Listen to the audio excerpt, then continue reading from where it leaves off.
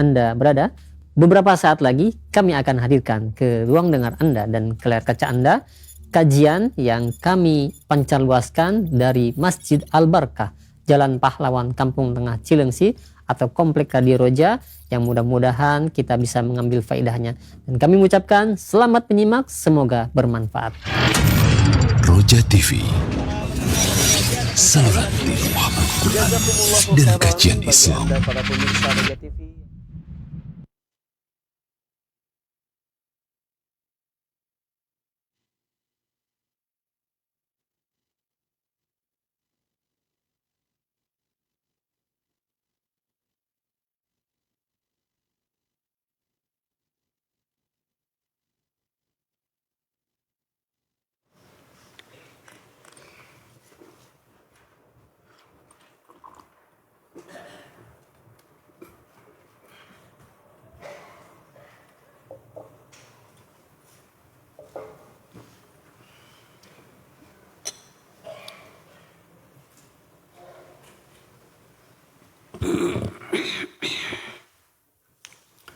Alhamdulillah wassalatu wassalamu ala Rasulillah nabiyina Muhammadin wa ala alihi wa sahbihi wa man wala. Wa asyhadu an la ilaha illallah wahdahu la syarika lah wa asyhadu anna Muhammadan abduhu wa rasuluh. Qala Allah Ta'ala fi kitabihil karim, ya ayyuhalladzina amanu taqullaha haqqa tuqatih wa la tamutunna illa wa antum muslimun, amma ba'd. Kita lanjutkan saudaraku seiman kitab Fiqhul Ad'iyah wal Azkar,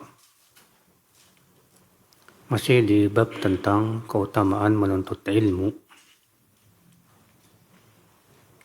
Kata Syekh Abdul Razak bin Abdul Muhsin Al-Badr hafizahullah, وقد جاء عن السلف الصالح في تفضيل العلم آثار كثيرة.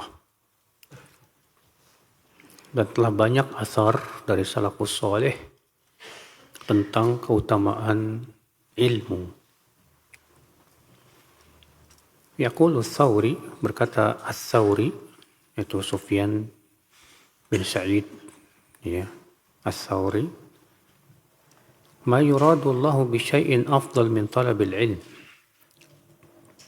Ma tuliba al-ilmu fi zamanin afdal minhu al-yawm. Kata beliau, ma yuradu Allahu bi syai'in, tidaklah diinginkan padanya keridhaan Allah pada sesuatu amal yang lebih utama dari menuntut ilmu. Artinya menuntut ilmu itu kalau betul-betul mengharapkan keridhaan Allah, maka itu amal yang paling utama. Wa ma tulibal ilmu fi zamanin afdal minhu al-yawm. Dan tidaklah ilmu dicari di suatu waktu yang paling utama dari hari ini. Maksudnya di zaman beliau, Pak. Kalau di zaman beliau saja, kata beliau, menuntut ilmu itu sangat utama, bagaimana dengan zaman sekarang? Di zaman Sufyan Ats-Tsawri, para ulama banyak sekali. Sementara di zaman ini, Masya Allah, kebodohan merajalela. Iya. Maka dari itu di zaman ini lebih ditekankan lagi kita untuk menuntut ilmu. Makanya kata Syekh Al-Albani rahimahullah, bahwa jihad yang paling agung di zaman ini adalah menuntut ilmu dan menyebarkan ilmu. Makanya dalam hadis yang diriwayatkan Tirmidzi, demikian disebutkan oleh Imam Ibnu Abdul Barr dalam kitab Jami' Bayanul Ilmi wa Fadli, Rasulullah SAW sabda kepada para sahabatnya, innakum fi zamanin kathir fuqaha'uhu qalil khutaba'uh, kathir mu'tuh qalil su'aluh, al-amalu fihi khairu min al-ilm. Wa sayati zaman kathir khutaba'uh qalil fuqaha'uh, kathir su'aluh qalil mu'tuh al-ilmu fihi khairun minal amal atau kama qala. Sesungguhnya kalian berada di suatu waktu zaman yang ulamanya banyak, penceramahnya sedikit. Yang memberinya banyak, yang minta-mintanya sedikit. Dan beramal di zaman itu lebih baik daripada berilmu. Dan nanti akan datang zaman yang penceramahnya banyak, tapi ulamanya sedikit. Ya. Yang minta-mintanya banyak, tapi yang memberinya sedikit. Maka berilmu di zaman itu lebih baik dari beramal. Maksudnya pahala menuntut ilmu di zaman itu luar biasa ya akhir. Makanya semakin kita berada di suatu zaman yang sangat dibutuhkan padanya ilmu, maka semakin besar pahala menuntut ilmu saat itu.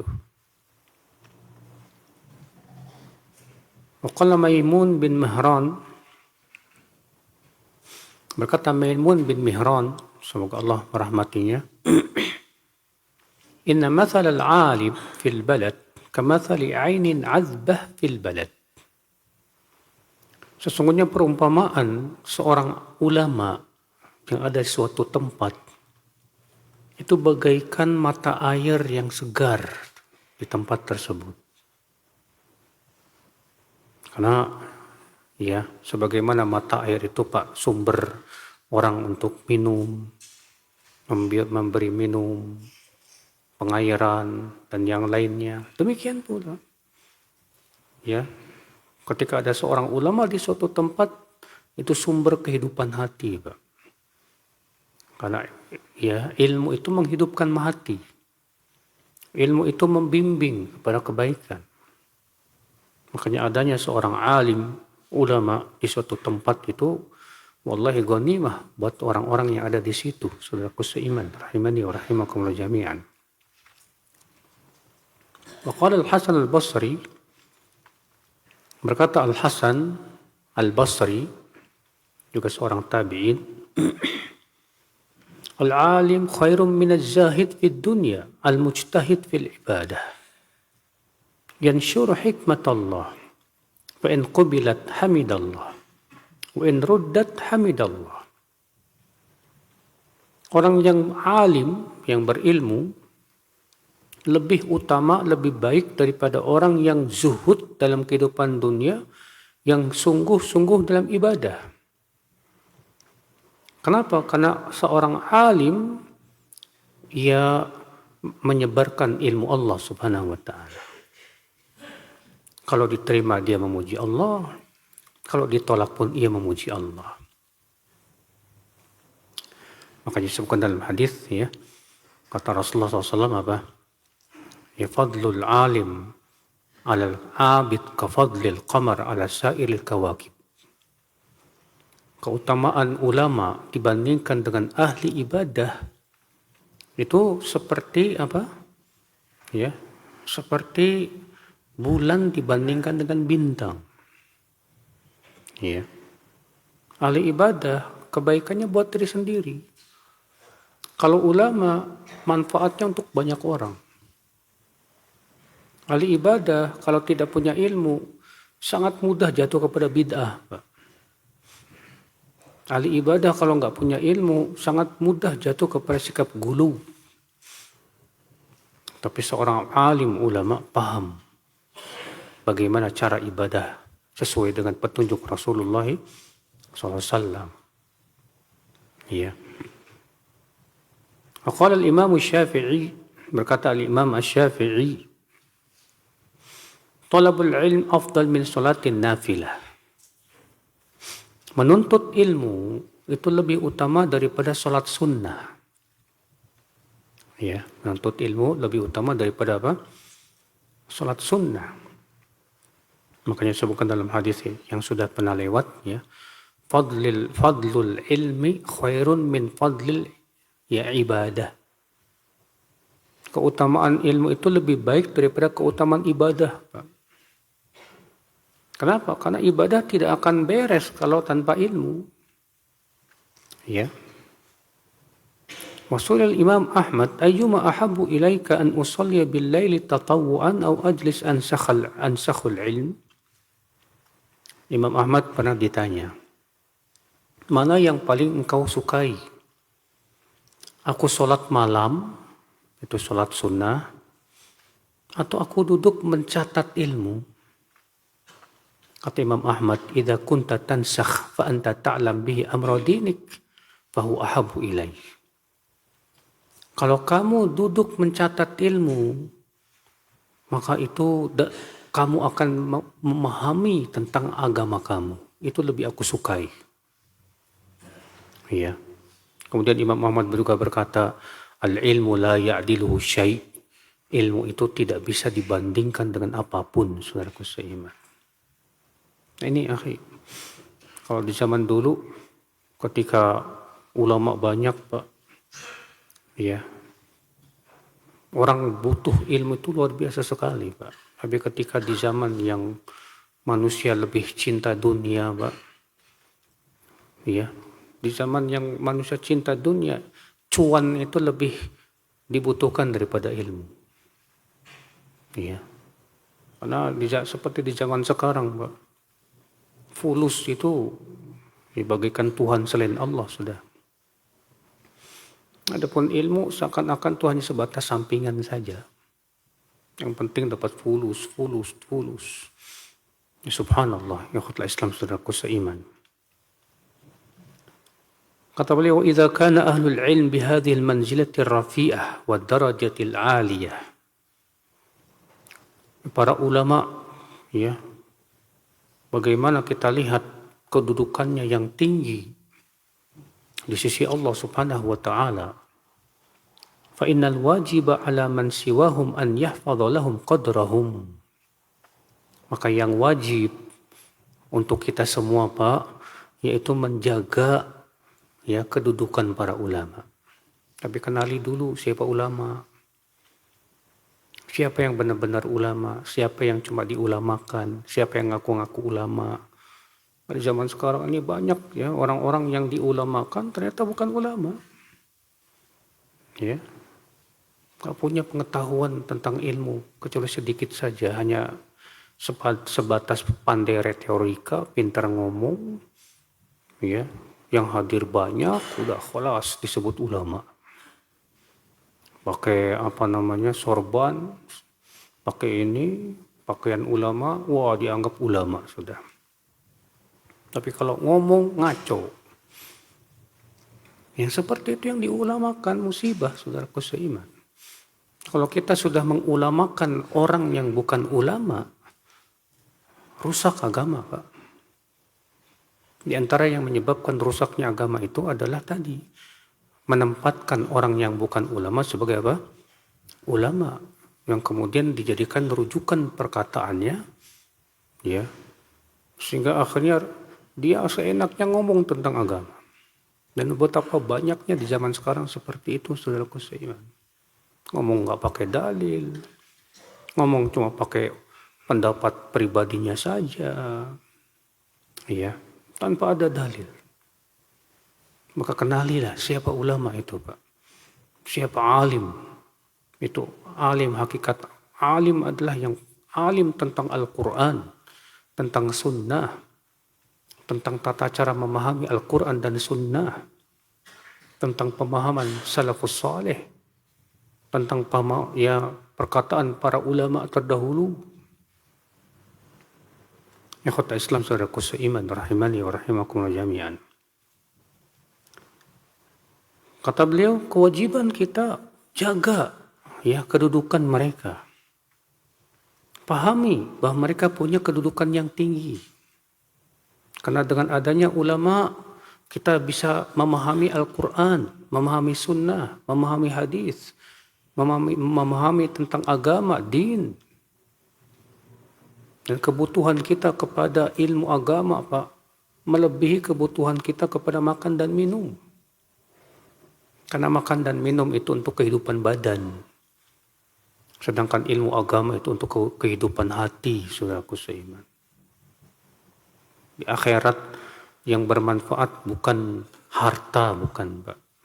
Bukan kedudukan, bukan. Di akhirat itu yang bermanfaat apa? Ilmu yang bermanfaat, yang diamalkan. Ya.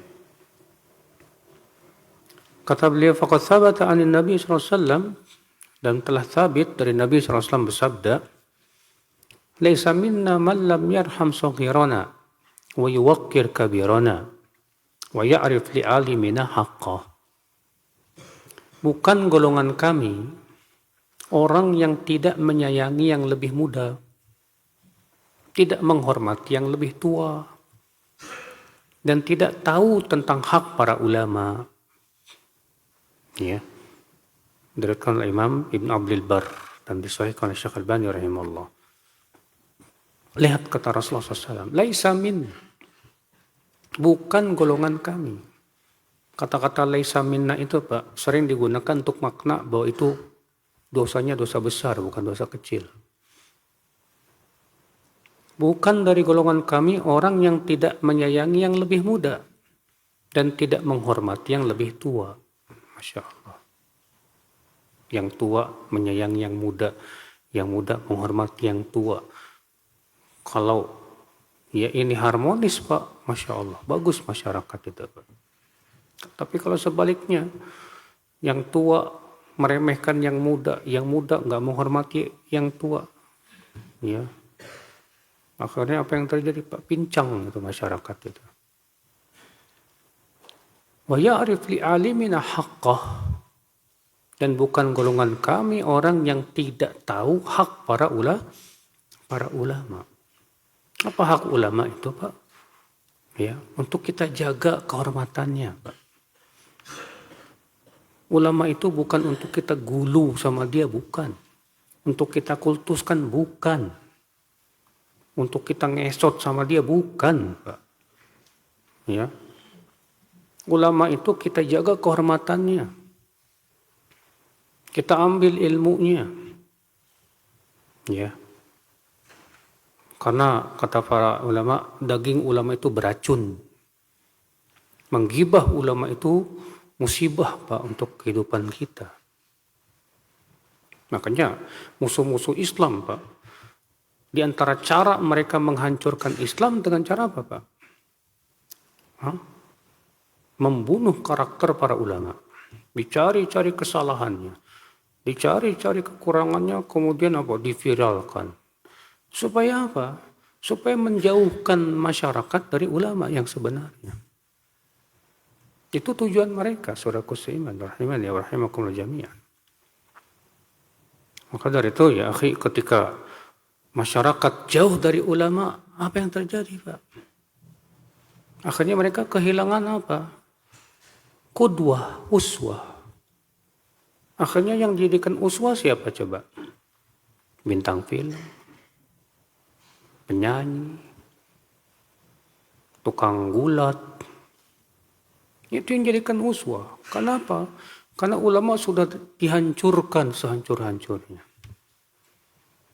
Ya, sehingga berhasil Pak tipu daya orang-orang kafirin untuk menjauhkan umat Islam dari agamanya. Dengan cara apa tadi?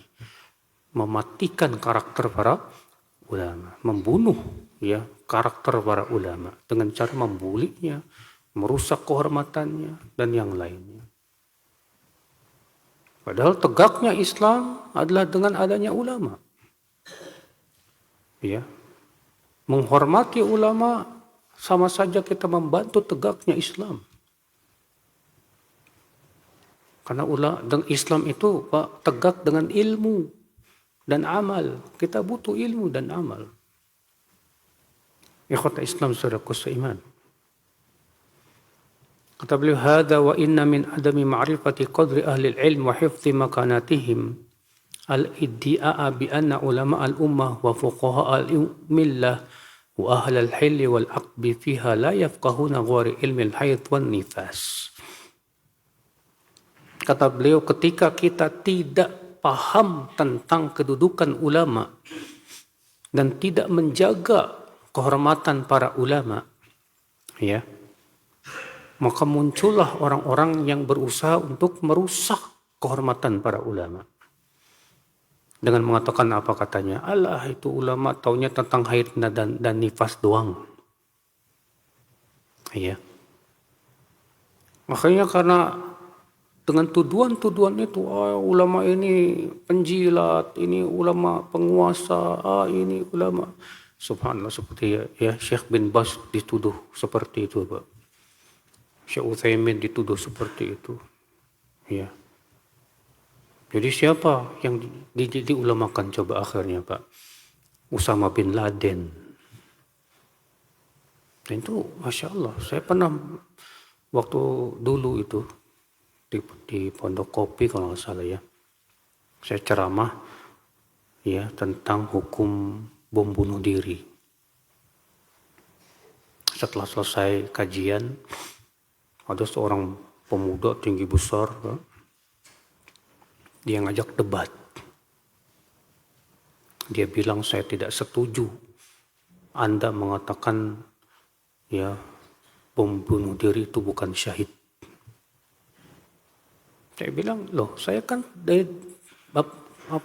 bawa perkataan para ulama. Saya bawa perkataan Syekh bin Baz, Syekh Utsaimin, Syekh Fauzan, dan masyayikh yang lainnya. Kata dia apa, Pak? Saya juga punya ulama. Siapa ulama kamu? Usama bin Laden. Iya. Ketika para ulama yang hak itu sudah tidak diakui, akhirnya yang diulamakan siapa, Pak? Kata saya, dari mana Usama bin Laden menuntut ilmu? Dia nggak punya guru. Iya. Sekolah di mana dia? Subhanallah. Orang kalau sudah salah mengulamakan, Pak, khalas rusak agamanya dia, Pak. Hancur agamanya, saudaraku seiman. Rahimani wa rahimakumullah jami'an. Mimma yatarattab ala dhalika al-hadd min sya'nihim wa taqlilu min qadrihim. Sehingga akibatnya apa? Akibatnya meremehkan kedudukan para ulama. Ya. Tidak lagi menghormati para ulama. Wasarfun nas anil ifadati minhum, akibatnya apa? Dia membantu menghalang-halangi manusia untuk bisa mengambil manfaat dari para ulama yang hak. Ya. Wa hiya maqalatun fasidatun wa kalimatun khatirah. Dan tentu itu adalah sikap yang berbahaya sekali, saudaraku seiman. Ya. Nasya'at qadiman inda arbabil bid'ah wa ahlil ahwa. Dan itu sudah muncul semenjak dulu. Dilakukan oleh siapa? Para ahli bid'ah. Yang benci kepada ahlu sunnah dan para ulama sunnah. Maka yang mereka lakukan apa? Merusak kehormatan para ulama sunnah. Ya, menjatuhkan mereka. Ikhwata Islam saudaraku seiman rahimani wa rahimakumullah jami'an. Wa fil ghalib anna ahla hadhihi al-maqalah la yaslamu al-wahid minhum min ahadi tawajjuhain. Dan kebanyakan kata beliau orang-orang yang merendahkan para ulama yang hakiki, orang-orang yang merusak kehormatan ulama yang betul-betul berpegang kepada kitabullah dan sunnah Rasulullah SAW itu nggak lepas dari dua. Kata beliau, imma tawajjuhun sufi. Yang pertama, orang tasawuf, orang sufi. Tahu kan orang sufi, Pak? Bukan singkatan sumpah pikiran, Pak. Tasawuf itu sebuah firqah yang mereka itu tadinya tujuannya ingin mendekatkan diri kepada Allah. Tapi caranya bukan dengan menuntut ilmu. Tapi dengan semedi. Dan mereka mengklaim katanya punya ilmu laduni. Dan tasawuf ini memang paling anti dengan ilmu hadis terutama. Bahkan mereka kalau antum baca kitab-kitab tasawuf mengejek para ahli hadis. Kata mereka apa? Kalian para ahli hadis sanadnya dari mayat ke mayat. Haddatsana fulan, si fulan mayat. An fulan mayat. Adapun kami dari hidup ke hidup. haddatsana qalbi an rabbi. Ya, orang tasawuf keyakinannya begitu, Pak. Ya. Mereka punya keyakinan kalau sudah sampai derajat tinggi, sudah sampai ma'rifat itu, nggak butuh lagi syariat. Ikhwatal Islam saudaraku seiman. Yanha bihadhil maqala ila al-hatt min qadri al-ilm wa tanqis min makanatihi.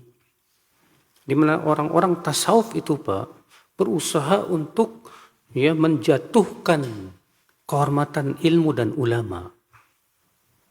Karena memang kalau ilmu itu tersebar di suatu tempat, pasti tasawuf nggak bakal laku. Tasawuf itu larisnya di mana, Pak? Di tempat yang di situ nggak ada ulama. Ketika di situ ulamanya sedikit, nggak ada ilmu, tasawuf pasti laris. Tapi kalau di tempat yang di situ ada ulama yang betul-betul faham tentang kitabullah, sunnah Rasulullah, dan apa yang dipahami oleh para salafus saleh, gak laris itu, Pak. Karena tasawuf itu dasarnya apa? Mimpi. Dasarnya apa? Ya, firasat-firasat yang mereka anggap itu karomah. Ya, tasawuf itu kan kebanggaannya cuma nyeritain tentang karomah. Gurunya bisa nembus langit. Guru saya bisa bolak-balik ke surga 70 kali sehari. Ya. Kerjaannya cuma nyebutin karomah aja, Pak. Ya. Gak punya ilmu sama sekali, Pak. Karena seperti itu tasawuf, saudaraku. Makanya, ya, mereka benci banget kepada orang-orang yang betul-betul berdakwah dengan ilmu. Sebab ketika orang berdakwah dengan ilmu, habis mereka, Pak. Habis. Makanya mereka akan terus memerangi, akhi. Ya, orang-orang yang berdakwah di atas ilmu. Liyakhlusa min dzalika ila tafdil ibadah wa dzikri alaih. Wa rubbana istashhada ba'du haula ala hadha ma yuhka an Rabi'ah al-Adawiyah annaha atat lailatan bil Quds tusalli hatta sabah. Nah, orang-orang tasawuf zaman dulu itu, Pak, mereka lebih memperhatikan tentang ibadah, zikir, begitu, Pak. Lalu menganggap itu apa itu ulama? Ya, cuma bahas ilmu. Yang penting itu amal, kata mereka. Akhirnya apa? Gara-gara ucapan itu mereka nggak mau menuntut ilmu. Yang penting ibadah. Ya. Mereka menceritakan tentang kisah Rabi'ah al-Adawiyah yang katanya ia sholat semalam suntuk sampai subuh. Ya. Wa ila janibiha baitun fi faqih yukarir ababil haid ila sabah. Dan di samping Rabi'ah al-Adawiyah ada seorang faqih yang mengulang-ulang tentang bab dan masalah haid sampai pagi. Falamma asbahat Rabi'ah qalat lahu ya hada wasalal wasiluna ila rabbihim wa anta mustaghilun bihaidin nisa. Lalu Rabi'ah berkata kepada ulama itu, kamu ya sibuk bahas tentang haidnya wanita sementara orang sudah sampai ke derajat yang tinggi. Dianggap remeh gitu, Pak. Padahal orang kalau nggak paham tentang fikih haid bisa ibadahnya rusak, Pak. Ya. Perempuan kalau nggak paham fikih haid rusak ibadahnya. Terus mau menganggap remeh ilmu, subhanallah. Pernah seorang ahli ibadah ngirim surat kepada Imam Malik, menasihati Imam Malik agar fokus kepada ibadah. Maka Imam Malik pun membalas suratnya. Kata Imam Malik apa? Sesungguhnya Allah memberikan rezeki kepada hambanya berbeda-beda. Engkau diberikan rezeki oleh Allah ibadah, dan aku diberikan oleh Allah rezeki ilmu. Dan saya yakin yang aku lakukan ini tidak lebih baik daripada apa yang kamu lakukan. Wassalam. Artinya beliau tetap menjaga perasaan dia, Pak. Iya. Tapi seluruh ulama sepakat, ya, bahwa ulama jauh lebih baik daripada ahli ibadah. Dan hadisnya sahih dalam masalah ini, akhwal Islam. Makanya kata Imam Ibnu Syihab Az-Zuhri, ya, satu ulama itu lebih berat digoda setan dibandingkan 1000 ahli ibadah. 1000 ahli ibadah yang nggak paham ilmu mudah dipermainkan oleh setan, Pak. Tapi seorang ulama dengan ilmunya dia paham bahwa ini was-was setan, ini godaan setan dan yang lainnya. Ikhwata Islam saudaraku seiman rahimani wa rahimakumullah jami'an. Walihada da'aba ha'ula 'ala an-nahy 'anil ilm wa tahdhir min. Makanya kemudian orang-orang tasawuf melarang murid-muridnya untuk menuntut ilmu. Ya. Kenapa? Karena menurut mereka cukup kita ibadah saja sudah. Akhirnya mereka bikin apa-apa, zikir-zikir. Muncul tarikat-tarikat. Ya. Kemudian mereka bikin lagi wirid-wiridnya.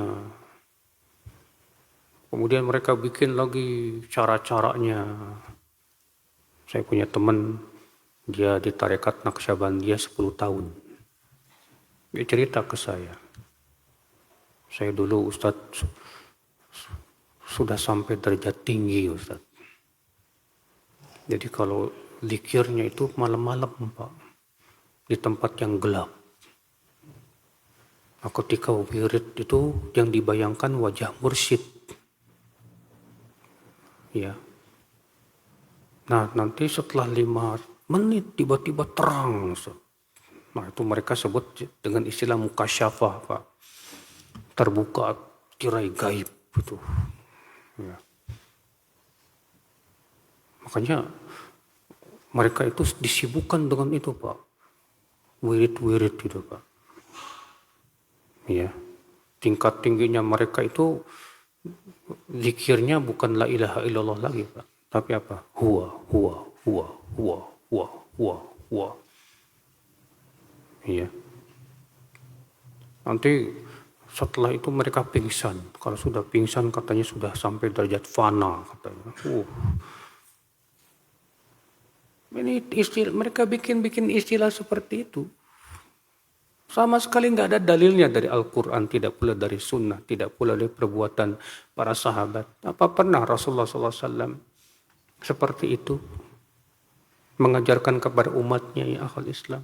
Bahkan dalam dunia tasawuf ada namanya wali majdub. Jadi suatu kondisi seseorang mau sampai derajat wali agak sedeng. Seperti antum lihat di YouTube itu ada orang nggak pakai baju ngerokok. Wah, orang-orang ini wali ini wali majdub. La ilaha illallah. Makanya kemudian Ibn Taimiyah menulis kitab apa? Al-Auliyaullah laisu bimajanin. Wali-wali Allah bukan orang gila. Apa pernah ada seorang sahabat mau jadi wali gelo dulu, Pak? Sedeng gitu? Gak ada. Abu Bakar manusia terbaik setelah Rasulullah SAW. Umar manusia terbaik setelah Abu Bakar As-Siddiq radhiyallahu anhu arwah. Iya. Makanya ya akhi, antum lihat. Tasawuf ini digunakan oleh para penjajah untuk merusak Islam. Sampai hari ini. Karena ya dikirimi oleh teman ceramah seorang sufi di Arab sana, Pak. Dia berbangga. Oh, kami ini katanya ya diundang oleh Presiden Amerika Donald Trump ke Gedung Putih. Tujuannya bahwa kami akan digunakan untuk memerangi dakwah salafiyah. Dengan bangganya apa dia? Ya. Bahkan seorang sufi itu Jufri itu siapa namanya saya lupa itu. Dia mengatakan bahwa mencintai Netanyahu itu siapa itu? Yang yang Israel itu. Ya. Itu katanya termasuk kesempurnaan iman. Orang sufi loh Pak yang ngomong begitu. Itu Pak, karena orang sufi itu punya keyakinan apa Pak? Ya. Orang sufi itu punya keyakinan apa namanya? Manunggali. Wahdatul wujud. Wahdatul wujud, tahu kan wahdatul wujud? Di mana semua yang kita lihat itu adalah jelmaan dari Allah Subhanahu wa taala. Dan ini ya wahdatul wujud yang paling sesat itu adalah wahdatul wujudnya Ibnu Arabi yang meyakini bahwa Allah bersatu dengan makhluk.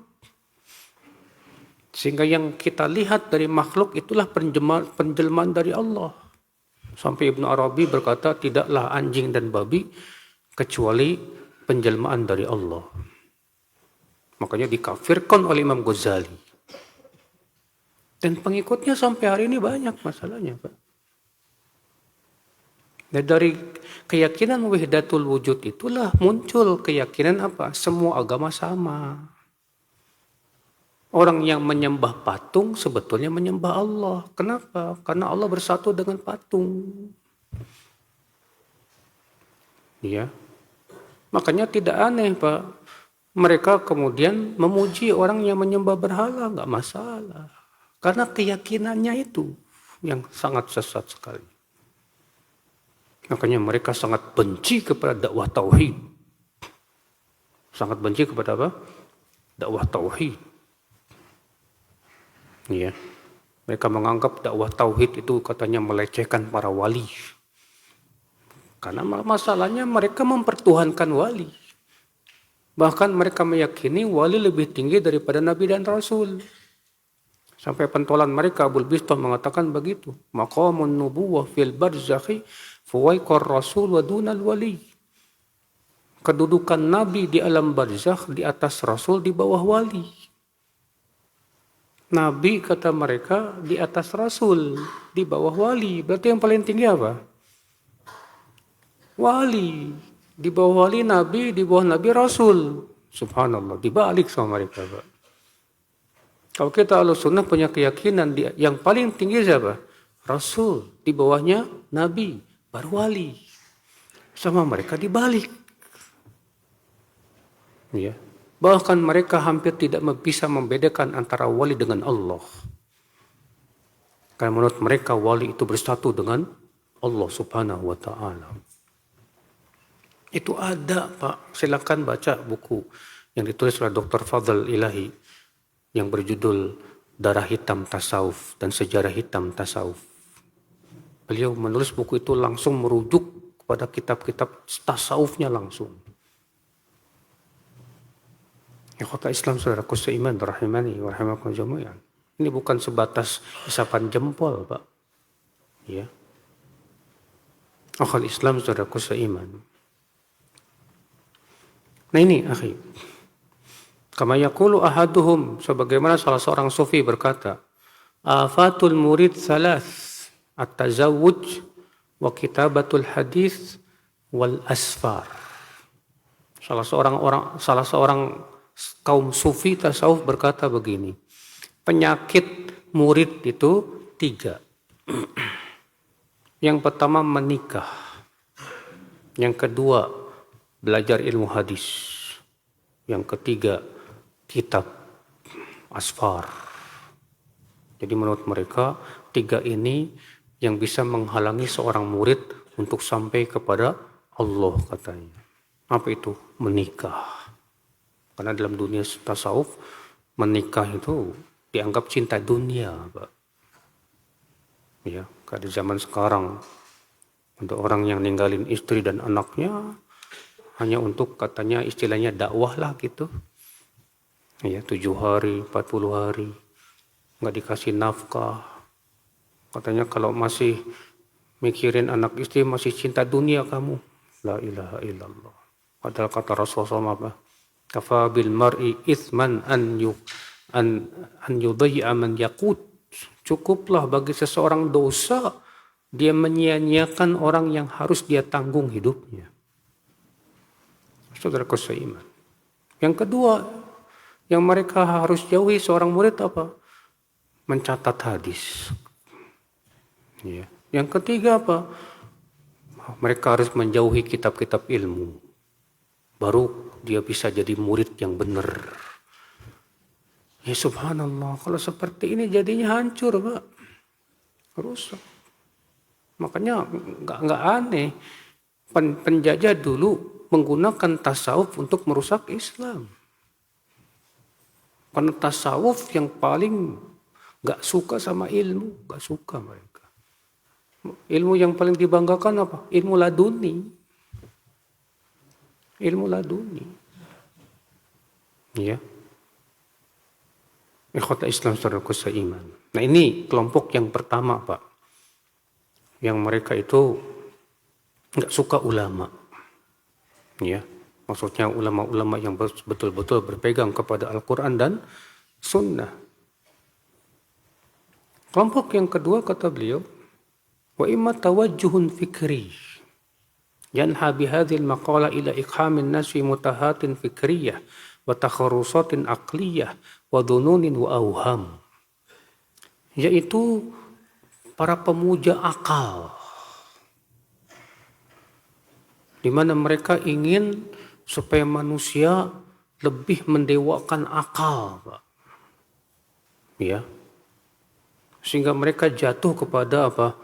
Sebatas perkiraan-perkiraan akal, dugaan-dugaan akal. Ya. Sehingga mereka menganggap ya, akal lah yang harus menjadi apa? Sandaran. Al-Quran, hadis itu di bawah akal katanya. Sehingga mereka bikin kaidah. Setiap dalil yang bertabrakan dengan akal wajib ditolak atau ditakwil sesuai dengan akal. Orang kalau sudah mendewakan akal, khalas, Pak. Ya, mereka akan meremehkan ilmu. Mereka akan meremehkan para ulama yang berpegang kepada Al-Quran dan Sunnah Rasulullah SAW. Dan ini Pak, keyakinan siapa? Mu'tazilah. Demikian pula yang mirip dengan Mu'tazilah, yaitu dari kalangan kaum Asy'ariyah yang terakhir, pengikut Fakhrur Razi. Iya. Ikhwata Islam saudaraku seiman, rahimani wa rahimakumullah jami'an. Udah masuk Isya belum?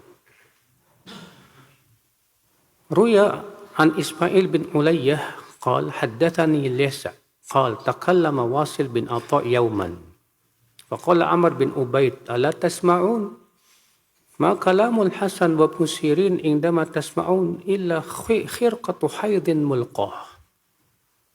Diriwayatkan dari Ismail bin Ulayyah, ia berkata, menceritakan kepadaku Al-Yasa, dia berkata, Wasil bin Atha suatu hari berbicara. Lalu Amr bin Ubaid, tokoh Mu'tazilah, berkata, tidakkah kalian mendengar itu? Tidaklah ucapan Al-Hasan Al-Basri, Muhammad bin Sirin ketika kalian mendengarnya, kecuali bagaikan kain haid yang dilemparkan, yang dibuang. Lihat ya. Amr bin Ubaid ini seorang pentolan Mu'tazilah. Dia meremehkan Al-Hasan Al-Basri, Muhammad bin Sirin. Padahal itu ulama-ulama tabi'in semua. Ulama-ulama masyhur. Apa katanya? Ucapan Muhammad bin Sirin, Al-Hasan Al-Basri bagaikan apa? Softtek istilahnya, Pak. Kayak softtek buat itu kemudian dibuang ke sampah itu. Iya. Waruwiya anna za'iman min zu'ama'i ahli bidah kana yuridu tafdil al-kalam al-fiqh. Dan diriwayatkan bahwa ada seorang pentolan Mu'tazilah ingin lebih mengutamakan ilmu kalam daripada ilmu fikih. Ya. Apa kata dia? Inna ilma Syafi'i wa Abi Hanifah jumlatuhu la yakhrud min sarawil imra'ah. Ilmunya Imam Syafi'i dan Abu Hanifah itu katanya nggak lepas dari celananya perempuan. Ngejeknya begitu, Pak. Ya, padahal Imam Syafi'i, Masya Allah, ilmunya menjadi rujukan para ulama setelahnya, Pak. Siapa yang nggak butuh dengan ilmu Syafi'i? Sampai Imam Baihaqi berkata, seluruh ulama setelah Syafi'i ya merasa berjasa terhadap Imam Syafi'i. Karena beliau yang telah meletakkan berbagai macam ilmu din. Sudah masuk. Nah.